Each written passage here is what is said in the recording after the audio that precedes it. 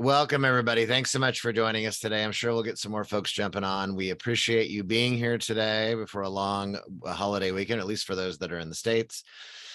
We've got a great webinar from Engage to Excel Recruitment Solutions. Darren Findley, who is the president, is going to be presenting in just a minute. And Darren, welcome. Thanks, Kevin. Good to be here. And I always enjoy, Darren's always gets chock full of data, important data, labor statistics data, and what it all means today too. And also today talking about what today's job seekers and what's going on with them. And we're excited about that topic, of course, based on the fact that we do candidate experience research. The Talent Board Engage to Excel has been a long time sponsor and partner of ours. And we're glad again to have Darren back to present today. So Darren, I'm going to go into the ether in the backdrop. But before I do that, and before I have you talk about your agenda, folks, if you have a question, and you can post it at any time during the webinar, you can post it in the Q&A part of the Zoom dashboard. You can even use chat if you want, whatever is easier for you.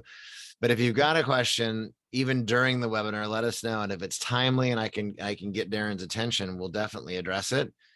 Otherwise, make sure to ask your questions at the end too, of course, as always in a webinar format. So that's what we're going to do, Darren. I'm going to go bye-bye for now, but I'll be here and I'll let you take it away. Sounds great, Kevin. And again, on the questions, anytime throughout, it makes it much more interactive if you ask those questions as we go along. But here's kind of the agenda for the day. Talk just a little bit about the labor market. It always impacts what we're doing in recruiting. But then the majority of the time today, we want to talk about our most recent trend indicators job seeker survey that's coming out. Why employees are leaving, accepting, declining jobs, perceptions of recruiting. A lot of really good data that you can use as you craft your recruiting strategy or even your HR strategy. We want to talk a little bit about the state of remote work, which is a super hot topic these days.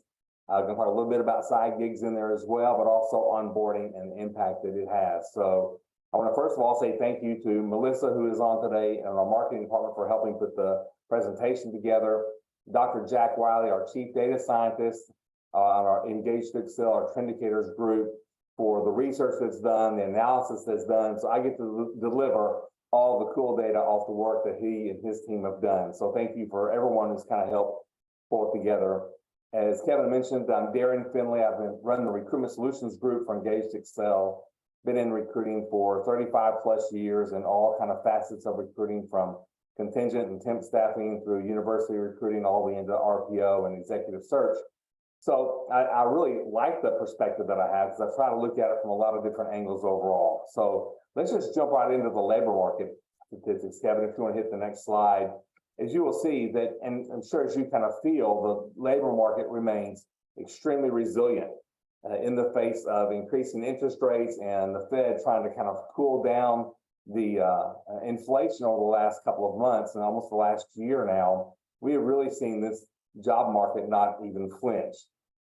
Interestingly, there are more workers entering the labor force. So the participation rate for the ages of 25 through 54 was at 83%. Overall labor participation rate jumped up just a little bit to 62.6. And the prime age workforce of those 25 to 54 is up as high as it's been since March of 2008. And so you've seen a little bit less tension in your recruiting, a little bit more candidate flow. It has been helped a little bit with an increase in that prime working age labor force participation rate. Even those individuals that are 55 and over is up to 38.4%. And that's compared to, well, I'm sorry, it's actually down a little bit, 38.4 compared to 40% pre-COVID. Overall, believe it or not, there's 166 million people in the labor force today. And when you compare that to pre-COVID 2019, there were only 163 million versus 166 million today. And so there's 3 million more people in the labor force. And so when you think about the 9.6 million open jobs that are out there, when you think about the unemployment rate being extremely low, the new jobs that are continually added month over month, we had 254 added last month. We see this growth continuing in the labor market and people getting into the labor market. We've seen wage growth slow a little bit, I think, because of that. So it's not just inflation going along with it, but there are more people in the labor market now. So again, it's still super tight. It's still super resilient. And the jobs out there are still, plentiful for anyone who wants to make a change and anyone who looks around. So when you think about this return to normal that's really kind of already underway, with the wage growth declining a little bit, we just think that it's going to continue throughout this year to be an extremely tight, very resilient, strong labor market overall. So as inflation declines a little bit, we may see some stabilization, more stabilization in wage growth, but the labor market is going to continue to be tight as you continue to have people that are retiring. That is not stopping or slowing down really at all. And so this is all, part of the impact that you see in the market itself. The next slide there, Kevin, there's really three things that are impacting this. And part of that's inflation, part of it's the lack of talent, and part of the conundrum every day that we live is this reversion to norm. So I'll talk about those just a little bit. So inflation kind of hit its high last year.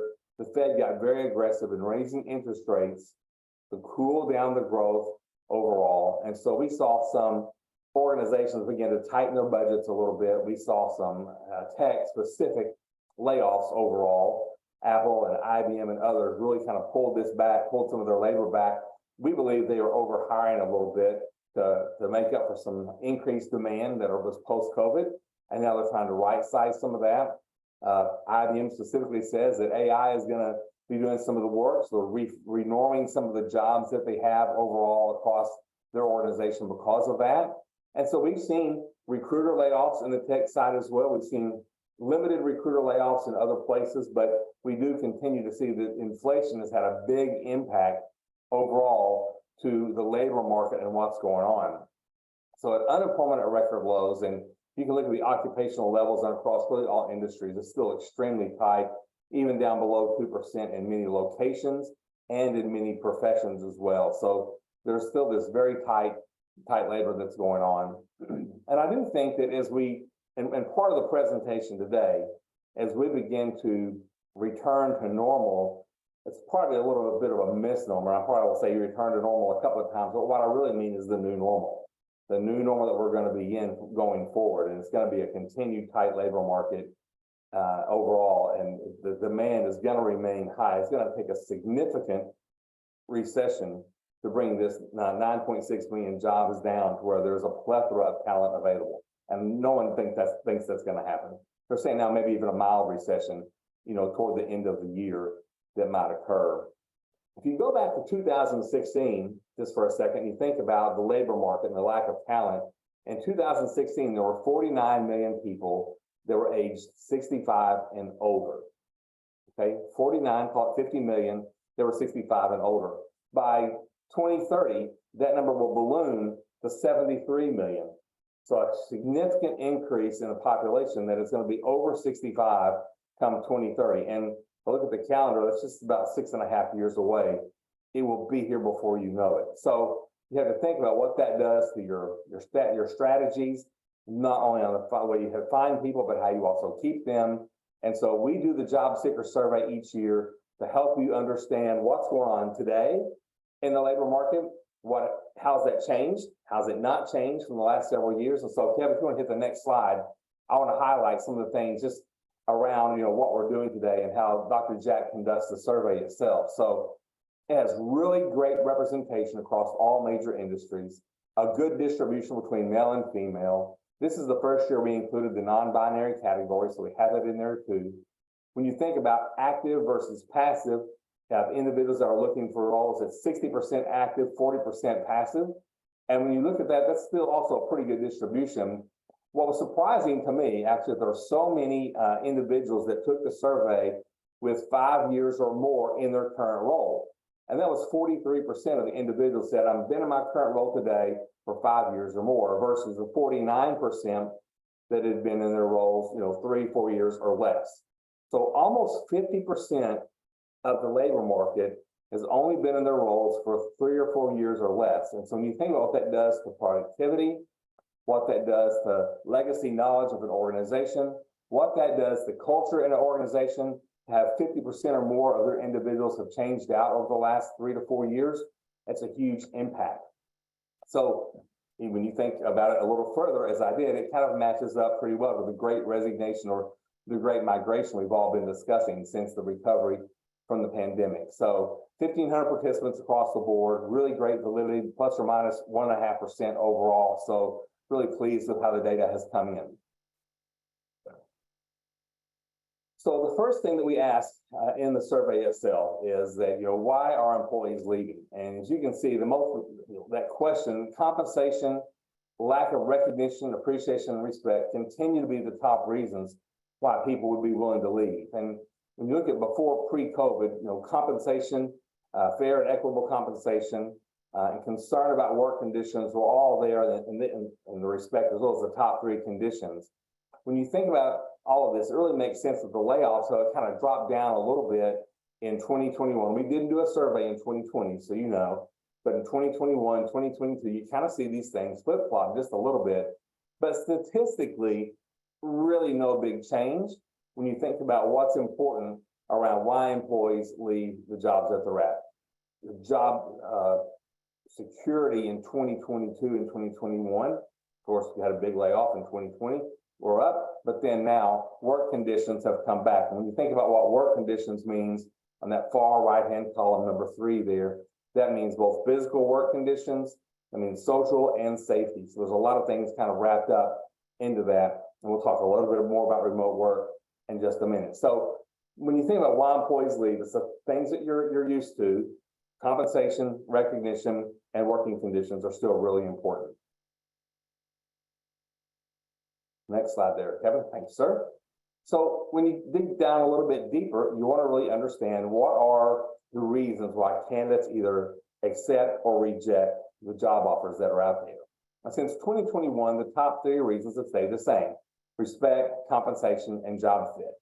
When you think about those accepting offers, it is notable that since 2019, respect and appreciation during the process have increased from 27% to 31%. So now almost 1/3 of the respondents said the number one reason they accept a job is the recognition, the respect, and the appreciation they get from that organization that's trying to recruit them and what they get during the process. So it really does validate that the candidate experience during the recruiting process has a huge impact on their willingness to accept the job offer. Compensation has stayed relatively the same, only dropping slightly since 2019 in terms of percentage points, but remains at number 2. And job fit still a very important criteria in their willingness to accept an offer. But it's also interesting to note that the relative decline in the percent who say that job fit's important component of why they accept those offers has dropped from 21% in 2019 down to 15% in 2020. So talking to Dr. Jack, he's like, hey, that's a statistically significant decline. Anything over 5 percentage points means there's a statistically, easy for him to say, but not me, statistically significant decline in that attribute. So the sentiment about that is going to be very important, and how organizations think about why that's changing. I believe that there's some things around skills-based selection process, increased focus on training and development to maybe fill some of that job gap around that job fit is impacting that overall reasoning for accepting the job offer. It's kind of going down a little bit because they know they're going to get training, they know they're going to get some upskill based on their interactions with the organization. And when you look at the reasons they reject the offers, that little bottom table across the board from 19 to 23, we see that the top reasons continue to be, job fit was number 2, although it's again down a little bit, and this is similar to the reasons they accept as well. But across the board, lack of recognition, compensation remain the top reasons overall. So when it comes to getting a job seeker and our candidates over the finish line, we've got to keep in mind why they accept or reject offers. And so recognition, appreciation, them being respected during the process. And there's a lot of ways you can do that, from direct recognition to timely responsiveness and things like that. But that experience they receive from the recruiters, from the hiring managers, which we'll also talk about today, the coordinators, all has an influence on their decision to accept your offer or not. And I do believe that hiring manager is the most important, based on not just the way my experience has told me over the years, but the survey data is going to tell us that as well. So you have these relationship components of why candidates accept or reject offers. Compensation's got to be competitive.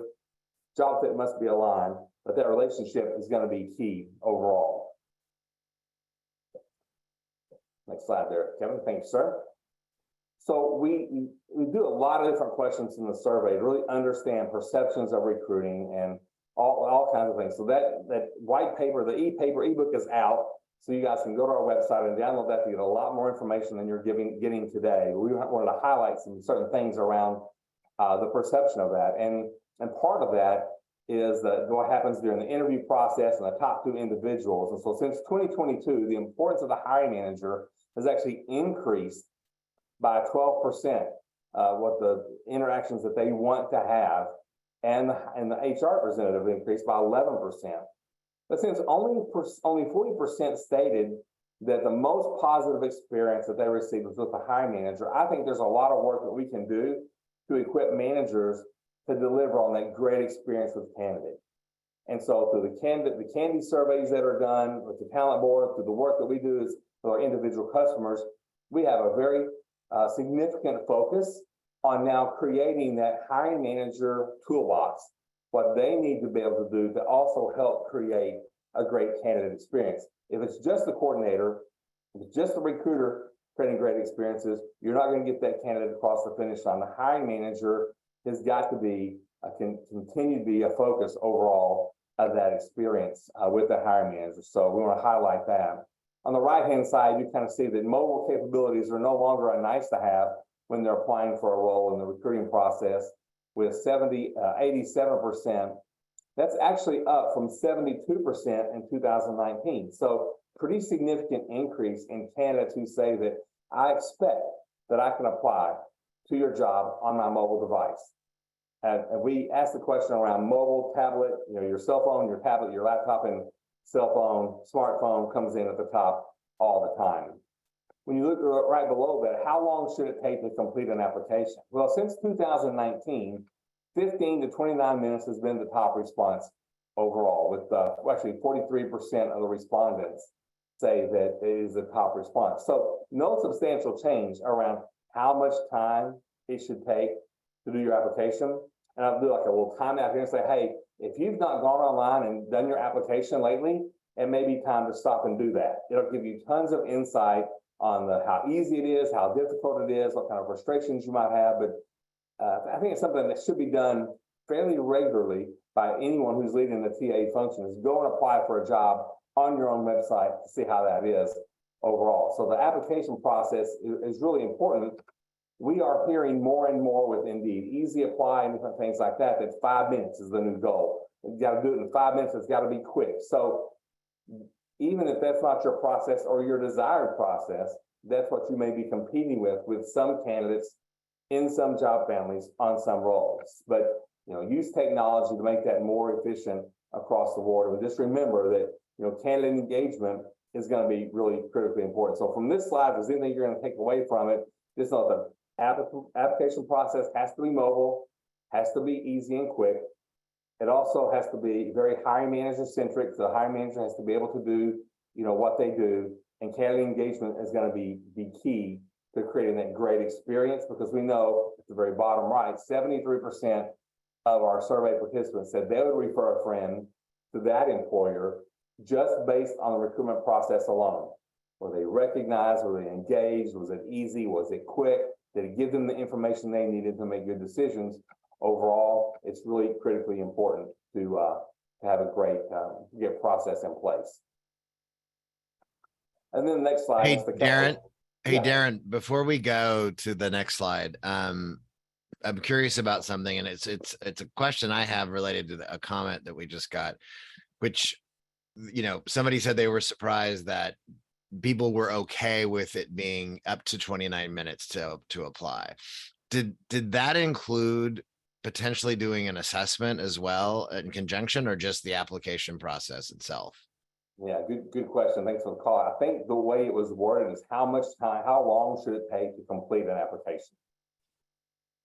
So got it. And so it's literally, because it's very similar to ours, because it's the trend that we've seen is a growing percentage of candidates saying that it is taking less than 30 minutes. Even 0 to 15 overall. But I mean, I think that is still tends to be the movement. But I can tell you that there's still a good, and Darren, this with the client customers that you have too, there's a good majority of folks. I mean, it still takes 15 to 30 minutes potentially, and even without an assessment.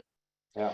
So to give you some more context around that, Kevin, when you look at the breakdown of the potential answers, so the first answer was less than 5 minutes. Yeah. And they said 5% of the candidates that responded said it should take less than 5 minutes. Okay, that's a small amount. The next category, I think someone's point that you got to be less than 15 or you're going to be dead, was 5 to 14 minutes was the next category. And 34% of those candidates said that that's how long it should take. So you add those two together, like 14 minutes or less, that's 39%. Yeah. And then the majority said 15 to 29, it's 43%. We add all of those together and you've got 80 plus, close to 80%. Say it's got to be less than 30 minutes to do that. But everyone's point, 15 minutes, because 14, 15 minutes is kind of that breaking point there, is probably the vast majority of the time.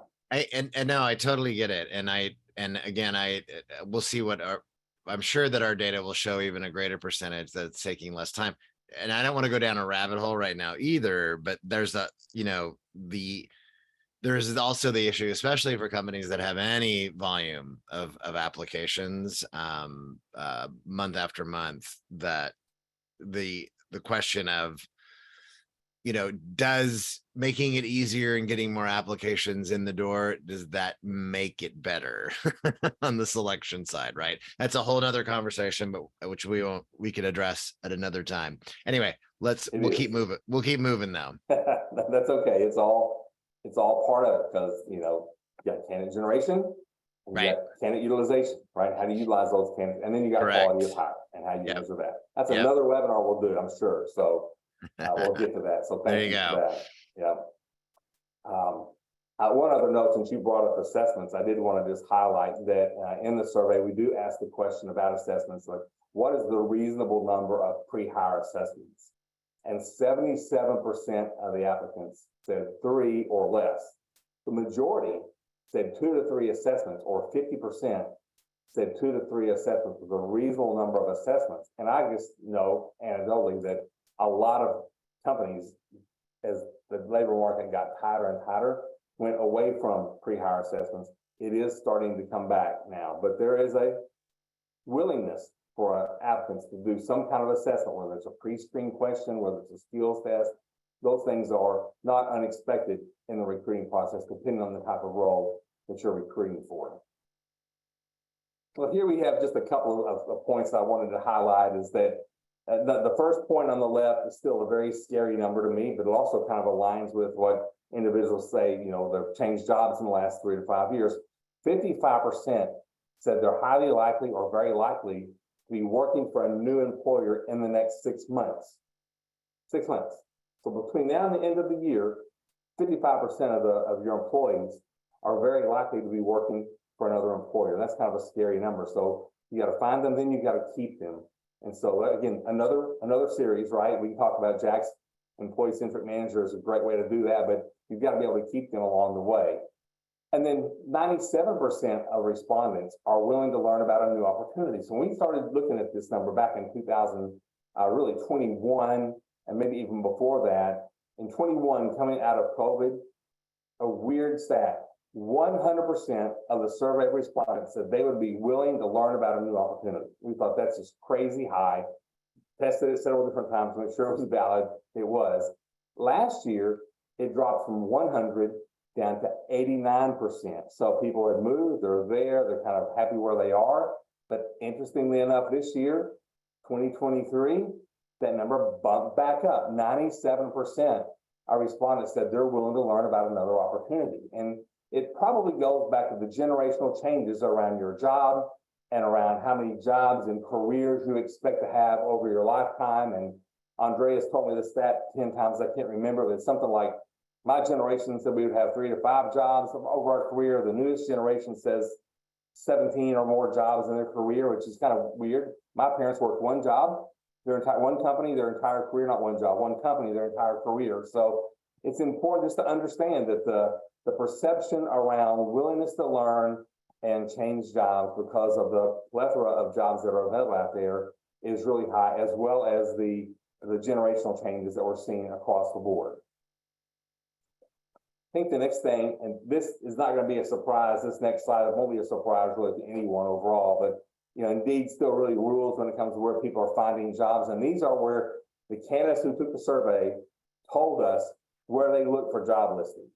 So they go to Indeed first and foremost, they go to LinkedIn, they go to ZipRecruiter, Facebook, company websites, Instagram, CareerBuilder, Glassdoor, and TikTok has now come up extremely high. I think it was 2% 2 years ago, and now it came in at 21%. There's a lot of controversy around that, but the younger generation absolutely adores their TikTok. And so if you want to reach that group, you need to have an outreach on TikTok. We also believe that a multi-channel approach is also extremely important when it comes for finding candidates that you're going to need to fill those jobs in your organization, and don't just depend on Indeed. Don't just depend on your LinkedIn licenses that you have, because they do look at a lot of different places, and these stats kind of bear that out overall. Now on the next slide, we always ask the question, like, what makes the job listing more appealing? So whether you see it on Indeed or CareerBuilder, wherever you see that, it's important to have a robust job listing. It's got to be concise. It's got to be easy to read. It still has to be visually appealing, but you'll see that's like 3% say it has to be visually appealing. And then I think salary has increased this year, so it's up to 33%. A lot of that's driven by some of the wage transparency laws, but as those laws begin to take hold across the different states, and as other states begin to comply with that, as it makes it easier from just an adoption standpoint and how you create and structure your requisitions and how you present those to have those wages that are out there. Candidates want to know, what does the salary look like for this job? And then right behind that, they want to understand the benefits that you offer. When do those benefits become available? How robust are they? How can they help take care of myself from a wellness standpoint, as well as my family overall? And then appealing job description lines up really well with that job fit category we saw why they accept jobs early on in the conversation. So understanding what that job is and how I fit into that job, how that job will fit me in my life is also important. But don't forget the company profile. So the company profile, unless you're a really large employer or a consumer brand, the company profile still matters. The values, the EVP is still very important to candidates that are out there. They want to know who you are and more about you. And unless you're, again, a top consumer brand, they might not have ever heard of your company before, or unless you're in a very small market and you're the predominant employer in that market. So all of these things on the job title or what makes a job listing more appealing than other jobs. So make sure you have these things included. And again, if you go and apply to some of your own jobs, use this as a little checkbox. Do we do salary, benefits, description of the company, company profile, and just make sure that you're arranging that in a way that's easy to read on a mobile device overall as you continue to generate those candidates, and when you present them back to your website, how those jobs are listed and listed on your website. So the next section is new, and so I'm really excited about this section, and because we wanted to understand kind of the state of remote work. It is in the headlines every single week. We all had to go, a lot of us had to go remote, not everyone. Those that were not on the front lines had to go remote, during COVID and during 2020. And so we wanted to find out from these job seekers, what does that look like? And so these workers who reported working at home at least once a week accounted for about 15% of the non-agricultural employment in 2004, right? So in 2004, when the U.S., the BLS did their survey, they found that 15% of the workforce in 2004, so 20 years ago, right, were working from home. And then today, of course, we see that's about 45% are working remote some portion of the time overall. So it doesn't mean they work at home full time, but for some portion of the time, they are working from home.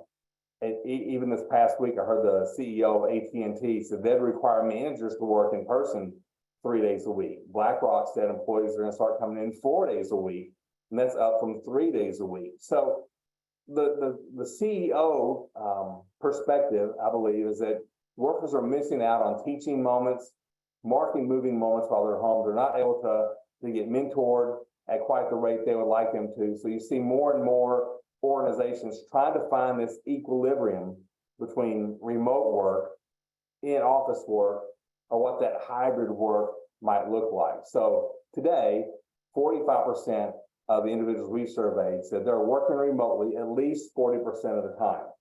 However, that doesn't come without challenges. And so when you look at the right-hand side, we asked them, what are the challenges of working from home? And so 58% said managing this work-life balance.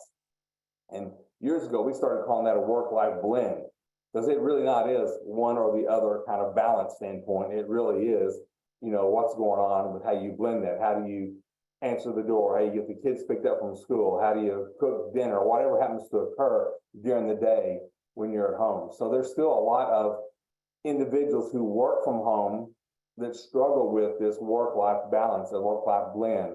And you'll write down the next ones, the distractions, right? So 37% say that these distractions at home are another huge challenge along the way. So as you think about how you're crafting your strategy, you have to think about what percent's working from home, what do they do when they're in the office, is it valuable time when they're in the office, and how do we help them manage those distractions at home? And last but not least, is that 21% stated that managing mental health issues was also part of the challenges that they had. So the loneliness that occurs with someone who's working remote, how do you craft and create engaging Zoom calls like this one? Hopefully it's more engaging than he is speaking the whole time, and getting some interaction will certainly help overall. So crafting those type of moments with your employees overall is going to be extremely helpful in managing this new state of hybrid and remote work. So really interesting. Hey, Darren. To work on that. Yes, sir. So it's a good question, and I don't think that you have the answer based on the survey that you did, but the question was, how many of these side gigs are actually another full-time job?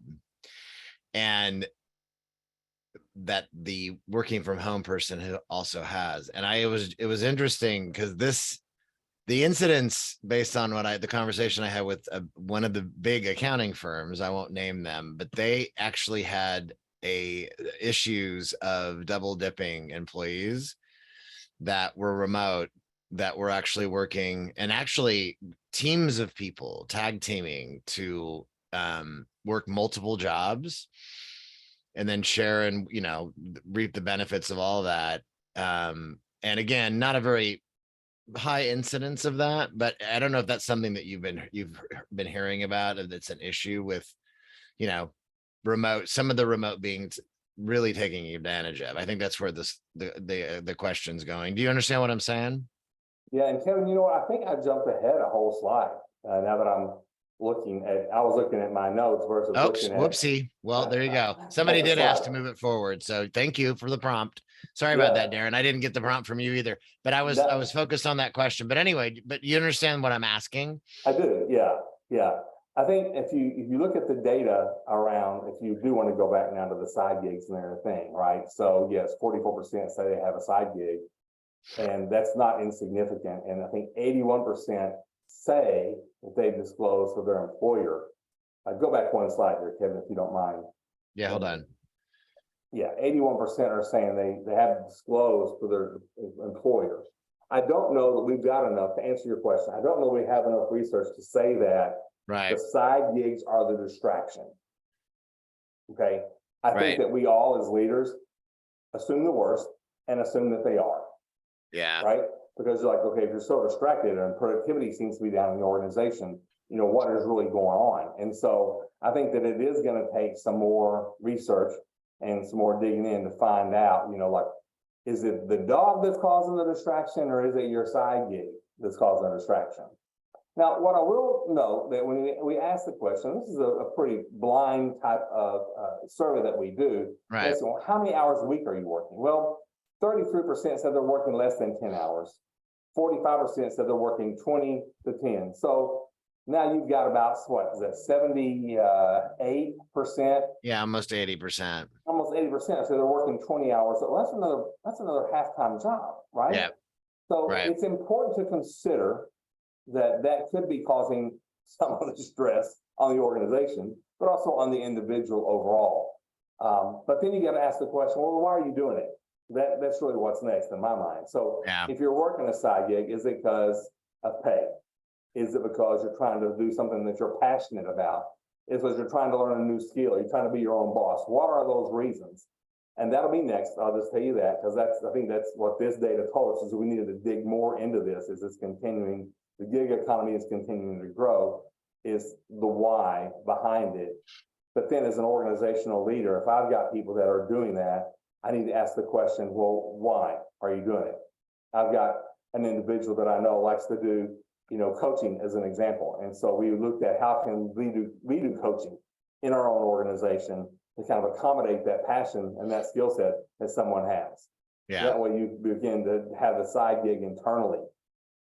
That's just kind of my approach to it. It may or may not be the right approach to it, but it is a question for sure that everyone has to address. Yeah, and I think the person, David, who had asked that question, and then just also posted that he's interviewed tech candidates that have been working two full-time jobs. I mean, I think that I'm sure it does happen, and I've heard it with tech jobs and also data analyst jobs and similar things like that, where folks are double dipping. I think I have to believe that incidence is fairly low, though, overall. I mean, you know what I mean, as opposed to trying to balance a side gig and a job. I don't know.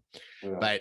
But does that dilute productivity? Does that, I mean, there's a lot of ramifications, right, when you start digging into that one, but it is. I think the big difference is just from a bandwidth standpoint or resiliency standpoint. If you think about the times in your life where you work 80 hours a week, you can only do that for so long. Yeah, of course. Yeah. Something's going to happen. One's going to have to go. I did it one summer. It was all I could do to do that. And, I think it lasted 2 months. Yeah, two summer jobs. And I was young then and had lots of energy. I certainly couldn't do it now. So I think that as employers, we're going to have to address it. We're going to have to be thoughtful about it. We're going to have to be compassionate about the reasons, right, and then find ways to create integration of that passion or that need or that desire to help those individuals get to where they want to go. Right.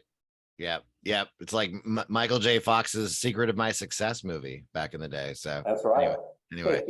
Running around, right? All right. Do you want to move on from this one now, Darren? I think so. Let's just be conscious of time. I want to get on. And so we'll talk about onboarding, because onboarding continues to be the crux of the relationship between a candidate and an employee, and getting them in and getting them successful really is critical. So candidates evaluate the quality of that relationship they have with that employer based on how they're treated in the hiring process. So if they're not shown respect that they feel they deserve, they're unlikely to accept it. You remember that. So equally important now is the onboarding process. If it doesn't align with those expectations set during the hiring stage, then employers are far more likely to leave. So in relationship terms, onboarding is really considered the honeymoon period. We don't like that, but it really is the honeymoon period. As you'll see that 70% in the top right-hand side will say that, how my first day is going to determine whether or not I'm going to stay for a month in the organization. So there's a lot of opportunity there for everyone in the organization to create a great, impactful onboarding experience that is thoughtfully crafted out and communicated out along the way. 66% of the respondents said that total onboarding experience will impact their decision to stay for the first year. And many clients that we've talked over the past year about their onboarding experience, they're creating onboarding SWAT or onboarding tiger teams to craft a new onboarding experience that embraces and celebrates and support those new hires. And so when you look back at your turnover and go, well, when does our turnover occur? Well, geez, it occurs the first 90 days or the first 6 months. And we hear all the time, well, if I can get them past 90 days, they're going to be great. They're going to make it. But then what are you doing to get them through the first 90 days? And how much are you investing? I'll even say over-investing, because it's going to feel like an over-investment early on until you see the results, investing in that onboarding period. And one of the unique moments that we do is we kind of craft this onboarding accelerator welcome boxes. And we've seen that 67% that are receiving some type of company swag that's personalized influences their decision to not only just accept the offer, but show up on day one. And so since 2019, we've seen a significant increase in job seekers that would accept another job between the time that they accepted your offer and their start date. It was 45% in 2019. That's up now to 58% saying, I'm going to still be looking or accepting another offer that comes in. And many times it is all about recognition and appreciation during the recruiting process. And so when you hear us talk about that onboarding experience of when they go into the black hole between offer and start, don't let that happen. Create some kind of welcoming recognition moment for them to get them to there for the first day, and make sure that's meaningful content along the way. The next slide, again, just going to kind of run through some of these quickly because we did a webinar on this and an ebook a couple of months ago, but I wanted to share that we really believe that onboarding is important because the data tells us that job seekers want it. The data tells us that people who stay had a good experience, people that leave did not have a good experience. So if you need help putting a plan together, here are 8 things that you can do around helping, have a better onboarding experience and engaging candidates, before day one, whether it's this is what your schedule is going to look like, here's where you're going to go, here's how you show up, sending them a welcome gift that's branded, that highlights your EVP is also another great way to set expectations. When you're doing those expectations and have a plan for what that's going to look like and have teammate interaction skills either before they start, in between the time they've accepted the offer and they start, and absolutely after they started, especially on their first day, be thoughtful about creating those teammate experiences and so that they can be there. And then number 4 is plan ahead, get all their equipment and access and email set up for them so that it's ready, that they weren't an afterthought. It sounds like a simple thing, but so many times our IT departments are covered up. They're not expecting a new hire in your department, or they've had more new hires than they expected. So make sure you plan ahead, get their equipment, their access, their badges, their emails and things ready to go. And then use that first day to create social interactions and start building those relationships. So whether it's a lunch on that first day, or whether it's just meetings with teammates, a part of a tour, make sure you get those interactions going early. And then get them a buddy. Get them a buddy in the organization so they're not left wondering how to navigate the organization. If they have a question about HR benefits, they generally know who to go to. But if they've got a question about production or how a certain standard is or operating procedures, give them a buddy that they can ask in a safe environment so that they know where to go to get their information. And then just highlight and introduce them to your recognition philosophy. So we just find that it's important, and I talk to organizations all the time. We've got a great recognition program in place. And I ask new hires, well, have you learned about it? And by new hires, I mean people that have been there like 90 days. And they're like, no, I haven't really heard about that yet. I'm not sure. Maybe I heard about it in orientation, but I've not seen it. So highlight and introduce how you recognize in the organization. Get them used to recognizing birthdays and anniversaries and contributions of the rest of the teams that are important overall. That's how you create the successful onboarding, the successful immersion into the organization that's going to drive results overall. And on the next slide, I'll just highlight one quick success story on the onboarding gift. So whether you use us or you use somebody else, this is just an experience where we send an onboarding gift to the candidate's home before they start. It's branded to the organization, and the customer and we were having a real problem with people showing up the first day. So we were able to increase the first day show rate by 67% by using these onboarding accelerators, these welcome gifts. The show rate now is up to 99%, so just the 1% don't show on first day, which is a huge improvement. And that has also driven them the turnover. So there's a 42% reduction in the first 90-day turnover because of a lot of that. We're getting them there, getting them engaged the first day. So as a TA and HR professional, these have real business results and a real business impact. You can retain your hard-earned, your hard-fought-for candidates into that first 90-day period is really, really critical overall. So I think, Kevin, you want to just jump 2 slides real quick. We'll wrap up and recap and answer any other questions that kind of come along. But, the pandemic has caused some really unprecedented disruption in the workplace. Don't think we're going to go back to normal, but we're going to have a new normal. So be ready for that. We know that the top 3 reasons why candidates gave for accepting offers has remained remarkably consistent over the last 4 years. That compensation topped the list, and while they'll accept your job, but also while they'll seek jobs in other places, but lack of recognition and appreciation was a close second, followed by work conditions. So The first and second reasons continue to flip back and forth over the last 4 years, but they've stayed the same. So know that you've got to really focus on being competitive from a compensation standpoint in your marketplace, but also provide a great experience with that candidate, provide them recognition and respect for the process. And then the reason why candidates reject offers along the way is also respect and recognition. So keep these three things really in mind as you craft your strategy as you go forward. So a lot feels like it's changed. COVID caused all this disruption, but honestly, the things that were important are still important. So on the last slide, I'll just comment on what you can do, and it really is about, just be ready. The labor market's going to change again, so adaptability will be key. There's still going to be approximately 64 million hires in 2023, according to the economists. So the landscape could look and feel a lot different, but it's still going to be out there. There's going to be competition in the marketplace. Inflation will get under control. The big question is when and how and what impact that's going to have on the labor market, but it should bring some relief from a wage standpoint. So from an action item standpoint, just ask your stakeholders where their challenges are. Get to know the business, get to know your business, and know the business as well as your business leaders know it, or even better, would be helpful. Be educated on your labor market and understand the challenges for your area. Be an advisor, provide guidance to your stakeholders to stand out, and then just focus on creating, and Kevin will appreciate this, I think, that create the best candidate experience possible to be able to get the best talent into your organization. So to keep them. And to keep them, that's correct. So I know I kind of went through those last few slides, quickly as usual, Kevin, but I really would be open to any questions that anyone has and happy to answer those.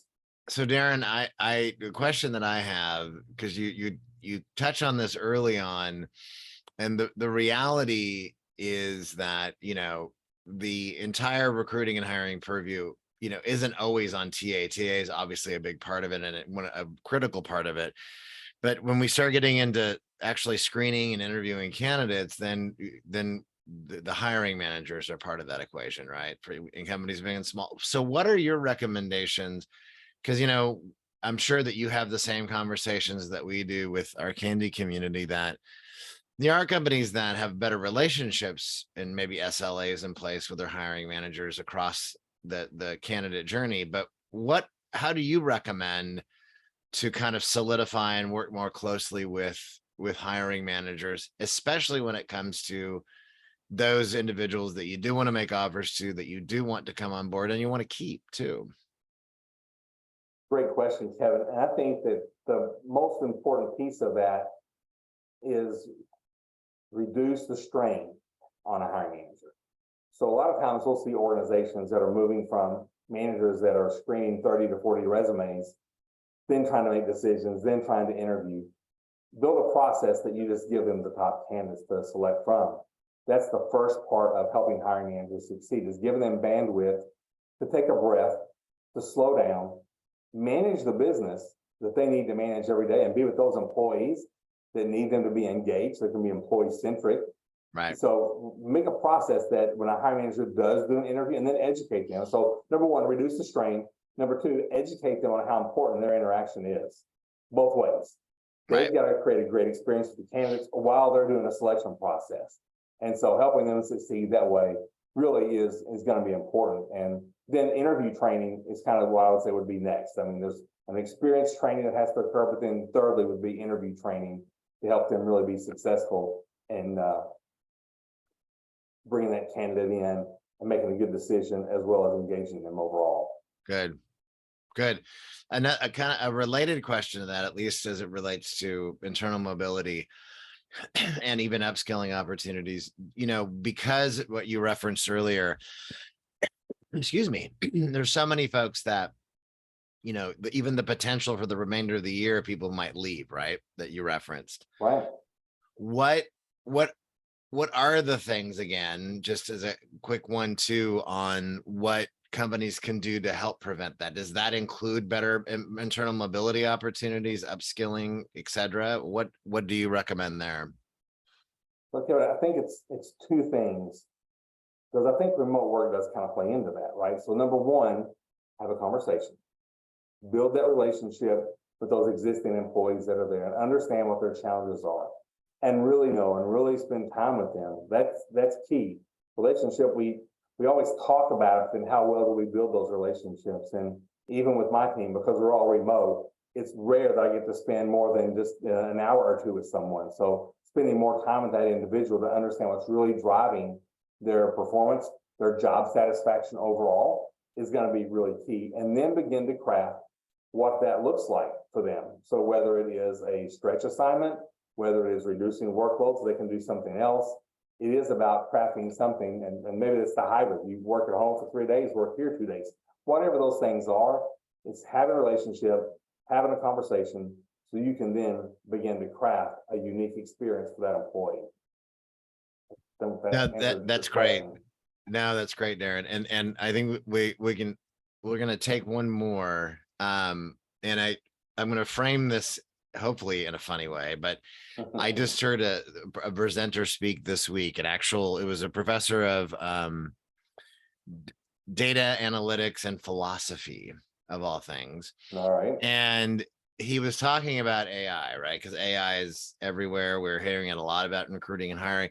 But he made a statement that was kind of funny and kind of mind-bending in ways. Like the thing that a lot of people that I know that are working in AI, and including himself, he's like, there's a lot of things we do know, but we also still don't understand why it works. And I said, well, that's really funny. Thanks for sending me into a existential tailspin by saying that. But kind of bringing it closer to earth, though. I mean, what is kind of your, really brief assessment on, is it going to help us be better, human interaction recruiters at the end of the day, if we leverage it correctly? I mean, when you think about AI technology across the candidate journey in particular, what is your thought on that, and how much, and it's going to continue to be more pervasive too. So yeah, it's not going away, would be my first comment. Yeah. So learn about it, get ready for it. And kind of keeping it on the humorous side, I asked ChatGPT day before yesterday, you can think this is all meant to be funny, so don't take it the wrong way. I asked it to tell me, am I as good as I think I am? Because we were laughing about it. And it didn't come back and say, yes, you're fantastic, or no, you really are, you suck, you're not any good at all. So I was happy about that, but it gave me back a very insightful dissertation about self-reflection and how I can continue to think about how I do things. So to answer your question, I think we all have to do a little self-reflection about AI and how we can use that in the process, how you're going to use chatbots and things that are really going to make the process better along the way. But it's got a long ways to go. But it is one of those rapidly evolving technologies that we need to continually kind of monitor and look at what those opportunities are.